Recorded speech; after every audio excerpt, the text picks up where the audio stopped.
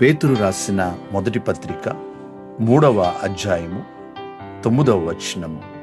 మీరు ఆశీర్వాదమునకు వారసులగుటకు పిలువబడితిరి. ప్రియులరా, దేవుని వాగ్దాన వాక్యము. మనము ఆశీర్వాదమునకు వారసులగుటకు పిలువబడడం అనేది యాదృచ్ఛికము కాదు, లేదా అనుకోకుండా జరిగింది కాదు. ఇది దేవుని ప్రత్యేకమైన పిలుపు. మనము దేవుని పిల్లలుగా మనం ఎంపిక చేయబడ్డాము.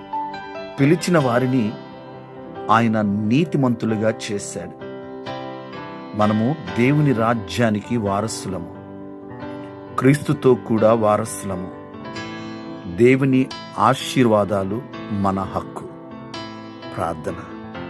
సకల ఆశీర్వాదములకు కారణభూతుడా మా దేవా, మీకు వందనాలు, స్తోత్రాలు. మీరిచ్చిన వాగ్దాన వాక్యమును బట్టి వందనాలయ్యా. మమ్మల్ని ఆశీర్వాదమునకు వారసులగుటకు పిలిచినందుకు వందనాలు, స్తోత్రాలు.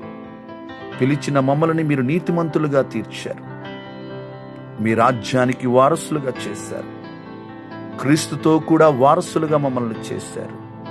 మేమేమాత్రము యోగ్యులము కాదు. ఇట్టి కృపను అనుగ్రహించినందుకు మీకు వందనాలు.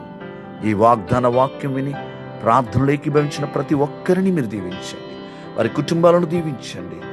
ఈ దినమంతా మీ హస్తం తోడుగా ఉంచండి. మీరు మహిమ పొందండి. యేసయ్య నామములో ప్రార్థిస్తున్నాము తండ్రి, ఆమేన్.